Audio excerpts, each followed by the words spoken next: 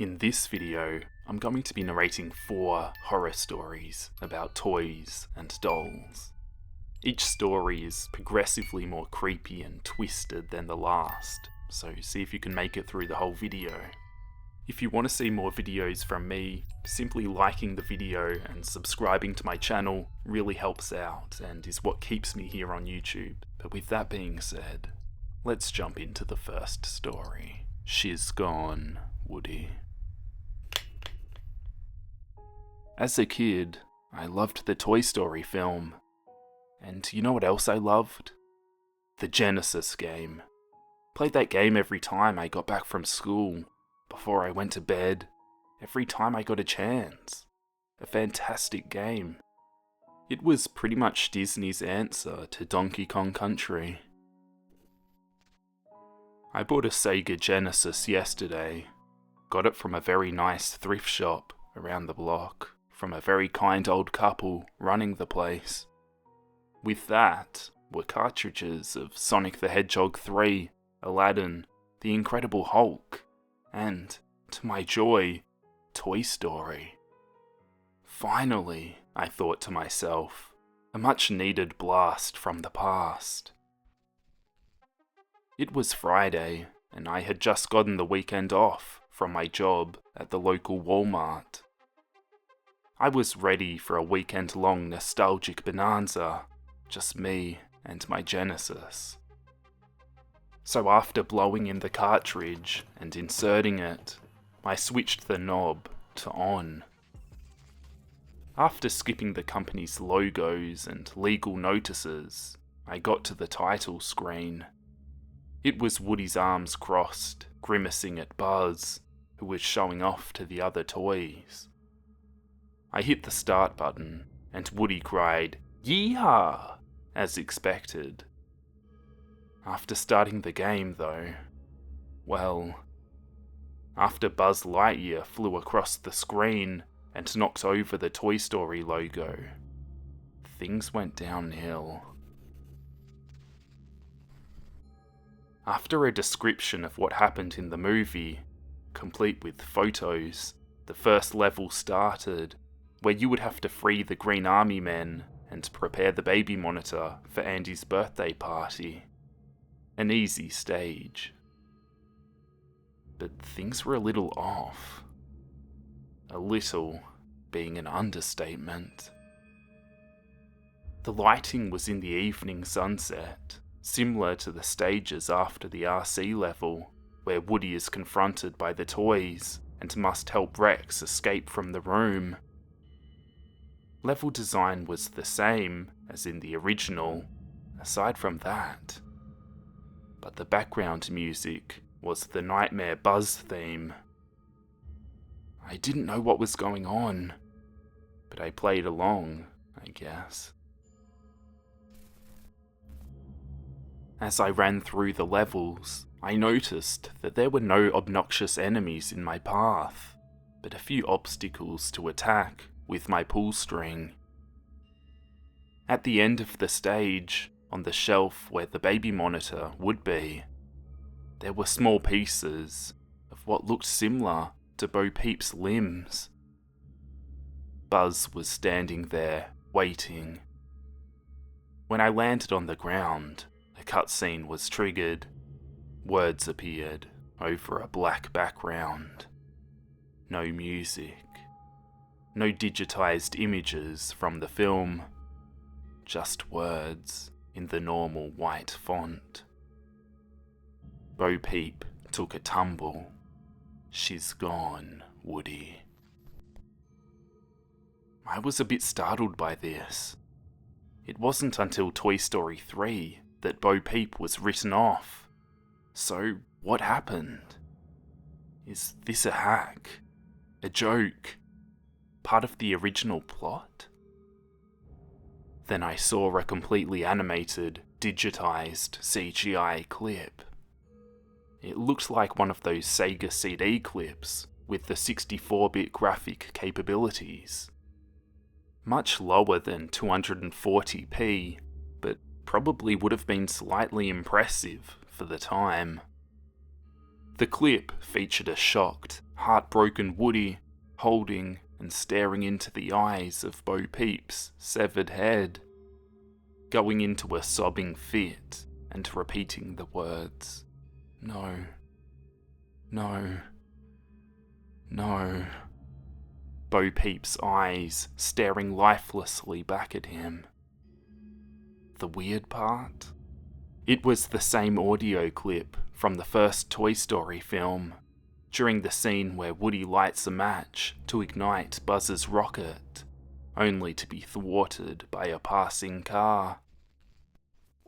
As Woody sobbed, Buzz pouted in shame. Then, the clip ended when Woody turned his head towards the screen with a menacing glare.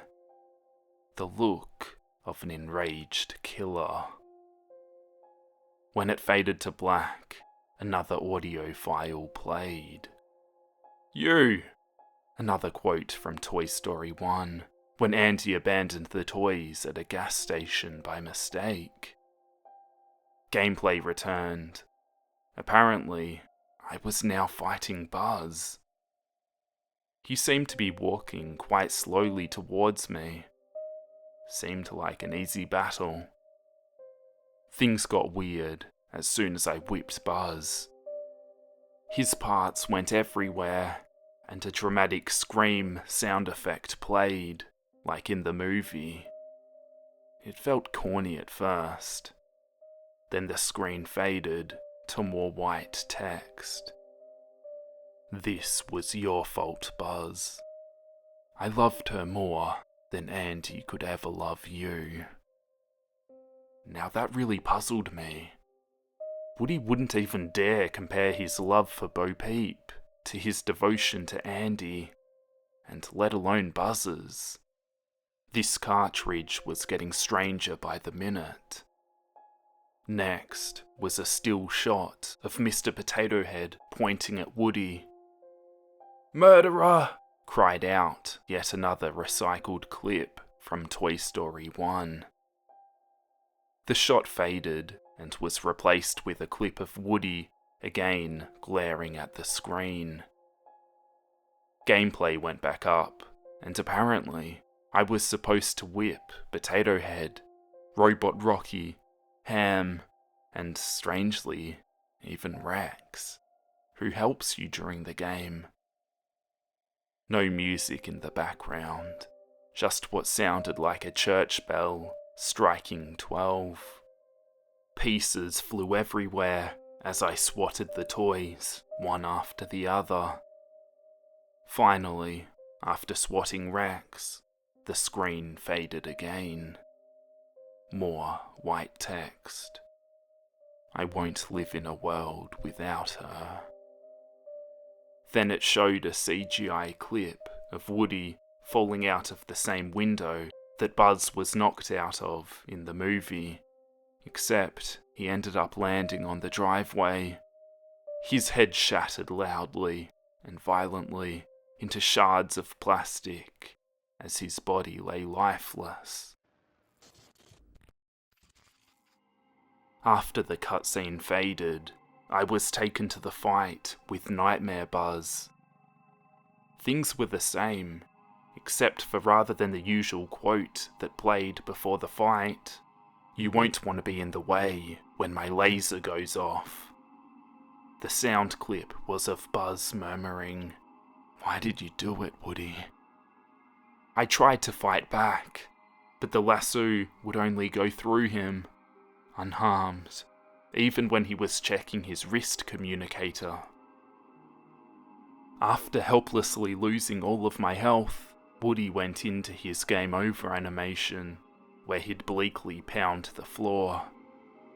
Then, Buzz flew into Woody, and both of them dissolved into the background. Another fade, and more text. "There's only one place suited for your kind, cowboy." Then, a hellish cave with green fire faded in, with the words, "Game over," along with the normal game over music. Then fade to one last text. "I'm sorry, Bo." I couldn't skip the text. It seemed to be one of those unskippable screens, like when you beat a game. I shut off the system, pulled out the cartridge, and played some Aladdin. I didn't sleep well all weekend. The Secret Lives of Toys. Do you remember when you were a little kid? Almost every child with toys had one similar thought. What would happen if toys could come to life? What if they did come to life anyway, when we didn't know? Maybe they only did it when we were sleeping or weren't home.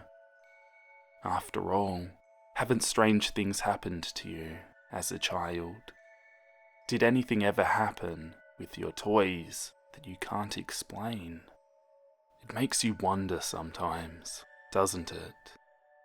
Sometimes you may explain some of these happenings away as a dream, but in the back of your mind, you might realize that some of these things really happened. Then those childish ideas and fantasies don't seem so silly anymore. I remember I used to collect My Little Pony dolls. Back in the 90s, they were one of my favourite toys, and admittedly, when I was small, I took the scissors to one's hair, butchering her once beautiful pink mane. Later on, feeling ashamed, I stashed her away in a cardboard box with a few other toys, just so I didn't have to look at what I had done to her. Years later, I opened that box, and her hair was suddenly as it was when she was freshly out of the package. It may sound impossible, but it was as if her hair had grown back. And surely, I can't be the only one who was awakened to find my playthings somewhere I'm absolutely sure I didn't leave them. The strangest part of all is that I know nobody else touched them while I was at rest. It was as if they had sprung to life and placed themselves where they had wished of their own free will. I tried to understand why Mr. and Mrs. Flopsy were sitting at the tea table, seemingly to stare at me expectantly, when nobody had been in my room for the entire night. They were previously sitting on top of my toy box. I also clearly recall one incident in which there was a small clown toy I had when I was a small child, sitting in my closet. I was digging through my things, trying to minimize my inventory before I moved.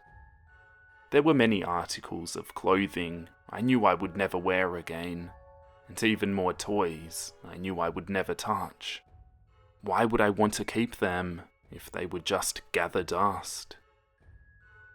When I began looking around in my closet, I saw a clown toy on the shelf. I recoiled in faint disgust. I remembered it vaguely from when I was little. It was round on the bottom, so it would bobble around instead of just topple over at the whim of an infant. I remembered, as a small child, I cried at the sight of it. Its smile looked menacing and hateful. I didn't even know what it was doing in my closet. I couldn't imagine any child wanting the ominous clown toy, so I simply threw it away in the garbage. 2 days later, I resumed cleaning out the closet, only to see the toy where it had waited for me as it had previously.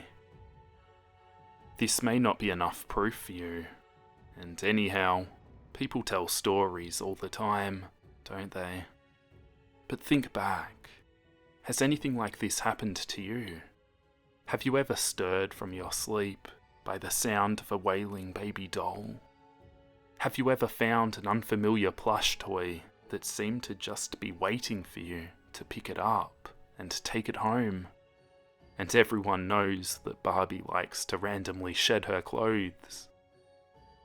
Have you ever thought that maybe, when you're away, the toys want to play their own games? Jeremy's toy.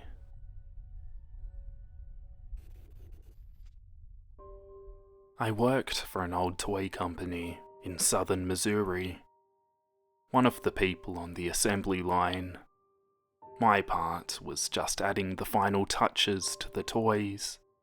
So basically, I was the back of the pack. Due to the recent economic troubles, one day I got a notice that I was fired from my job. I wasn't really devastated. Because of the hardship, I really was expecting it. As I was saying, I was picking up my things to leave, when suddenly, in the parking lot, while I was strolling towards my car, I almost tripped over a bump in the lot. I looked back to see what was in my way, and there, on the black concrete, sizzling from the summer heat, was a toy. I picked it up. It was still in the plastic container and the cardboard outsiding. There was no label saying who made it, or the name of the item. It was just a doll with black hair, dark green button eyes, and a white shirt, and black jeans. Hesitantly, I put the doll in my brown leather suitcase, dropped it in the back seat of my car, and drove off, not knowing of the misfortunes to come. I lived in a small neighbourhood. We called it the Creek, due to the nearby river flowing with its sparkling, silky blue water. I lived in a modest 2-story home with a garage, just your normal American home. I have a wife named Donna and a son named Jeremy. We were your normal, average family, to say the least. I pulled up into my normal-sized garage, filled with tools and whatnot. I opened the door carefully, and then soon Jeremy came running towards me at full force. "Daddy, Daddy," he said, "I'm so glad you're home." Jeremy was just 6 years old. He had blonde hair and gleaming blue eyes. He was wearing an orange shirt with small blue jeans and black and white sneakers. "Hey son, I have a surprise for you," I announced. Oh, what is it, Daddy?" Jeremy said with excitement in his eyes. "Well, my dear Jeremy, I have a brand new toy," I exclaimed, and out I pulled the doll with green button eyes. "Ooh," Jeremy said, as he pulled the toy away from me with great force. "Where did you get it, Daddy?" Jeremy questioned me. "I got it at the toy factory, for my dear Jeremy. After all, you are my son," I said with a brief chuckle. "I love you, Dad," Jeremy said, as he ran into his room to play with the innocent toy. Or at least, that's how I viewed it then. I decided not to tell my family about the firing, since it would upset them dearly. Luckily, tomorrow was Saturday, the start of the weekend, so they would not question why I would not be going to work. The evening of Friday started out pretty normal and average for us. Dinner at 6, family time at 6:30, and anything else after that. At about 8:30, I noticed Jeremy's behaviour becoming a little unusual. He started talking to the doll, which I dismissed as what a normal child would do with an active imagination. But then he started saying that the doll was talking back to him. That was a little stranger, but again, I dismissed it as his imagination. Our family went off to sleep at 9:30, into our own dreams and imaginations. At what would have been about 3 in the morning, I heard a blood-curdling scream, and it startled me and Donna out of bed. We ran as fast as the wind to Jeremy's room. We tried to open the door, but it was locked. It seemed to be barricaded from the other side. After 10 minutes of endless door banging and screaming, the door suddenly swung open, and we rushed in, only to find that Jeremy was fast asleep and dreaming. We wondered where the scream came from, and then I noticed that the doll was at my feet. It was very odd, because part of the doll's white shirt had turned red, a vicious red. I dismissed this as a food stain. I really wish I hadn't. We awoke into the early hours of the Saturday morning, the birds chirping in the oak trees. We started our morning with breakfast. The contents of the breakfast were cereal, orange juice, toasted bread with butter on it, and an omelette. Jeremy seemed a little different this time, disorientated, and his temper was more noticeable. Throughout the day, he became more and more disorientated and angry. He was carrying the doll with him all the time. Each time we tried to take it away from him, he would seem to hiss and grab it back with tremendous force. Force that seemed almost strong enough to nearly knock you over. He became more independent also, becoming obsessed with the doll. The doll. That wretched doll. Why did it do this? Anyway, back to the story. Through the evening, Jeremy would not speak a single word to us. He would let it all out to the doll. The doll, which he named Andrew, seemed like it had possessed him, taking control, becoming his master. That Saturday night, we drifted off into our dreamlands, when like the night before, a blood-curdling scream woke us up again. This time it sounded more powerful. Should I say, immense? Anyway, like the night before, the door to Jeremy's room was blocked, this time with more things than last, and it took us about 15 minutes to get in. We entered the room, and Jeremy was fast asleep once more. But the room was messier, papers scattered everywhere. As my foolishness caused me to dismiss so many things at this time, I thought of it as Jeremy's growing temper.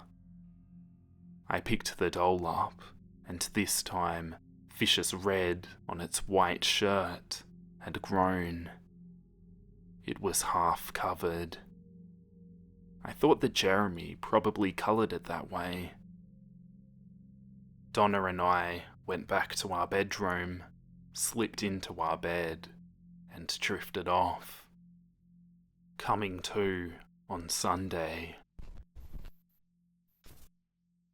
On that particular Sunday, it was Hallows Eve. The creek was decorated with carved pumpkins, bright lights, and other fancy decorations for Halloween. Jeremy, this time, was noticeably different. His hair was messier, his shirt ragged, and his sneakers had holes in the front. He was very aggressive this time. He would not come within 5 feet of us, and if we did, of him, he would scream. A scream that was very unusual. It was as if it was another voice. It seemed as though something was inside of him, just waiting to burst out. At about 8:30 at that night, 30 minutes before bedtime, Donna went into the living room, where Jeremy was in a corner, speaking to that horrid doll. I was in the bedroom, reading a book. The particular book being Child Abnormalities by J.A. Alston. I was reading every inch to see what had happened to my precious Jeremy. It was 20 minutes after reading the book that I heard a powerful scream, a scream of terror, and it was Donna's. I suddenly rushed to the living room, where surprisingly, there was no one to be found. I searched every inch of the house, but Jeremy and Donna could not be found. I was about to call 911 when I was struck violently by an unseen force, causing me to black out.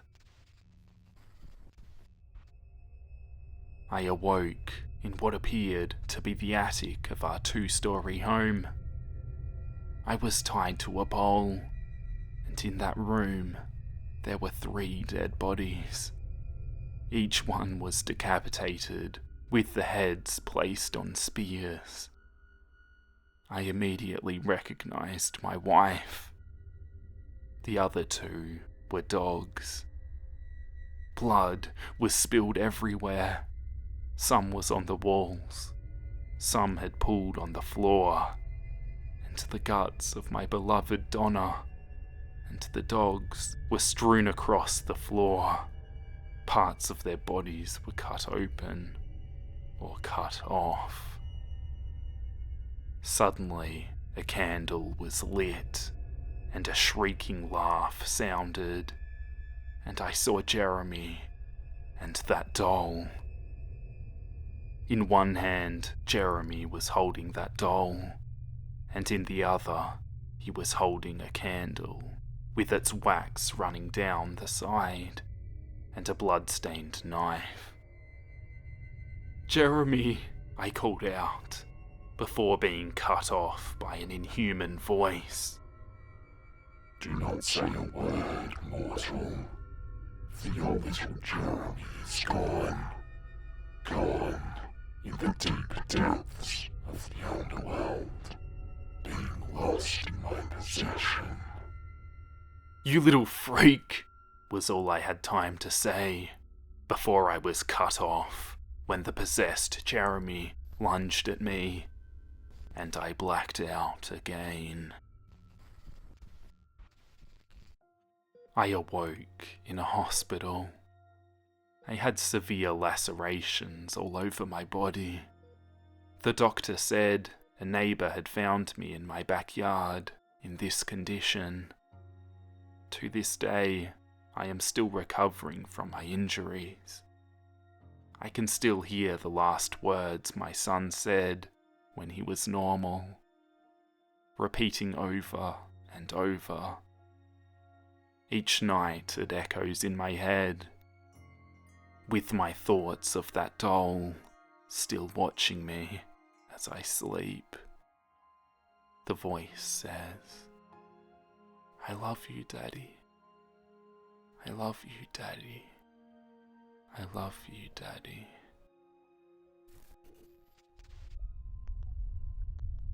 The baby doll.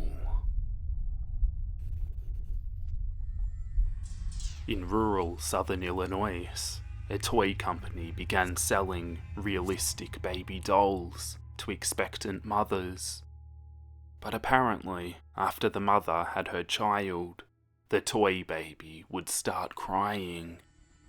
Eventually, the rocking motion, advertised to calm it down, wouldn't work, and you couldn't get it to stop without shaking it. Eventually, that wouldn't work either, and when it would start crying again, the parent would have to beat it just to get it to stop. And the beatings and thrashings would have to get harder and harder to get it to finally be quiet. The only thing that seemed to shut the baby doll up permanently was to bash its head to destroy whatever mechanism was triggering the crying. On more than one occasion, though, neighbours called the authorities to report child abuse. And when the police arrived, they found the bloody remains of infants with crushed skulls.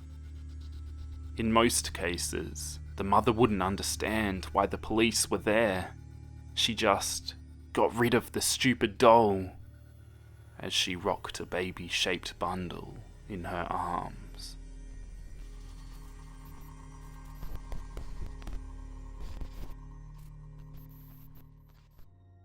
Thank you for watching the video. I hope you enjoyed it.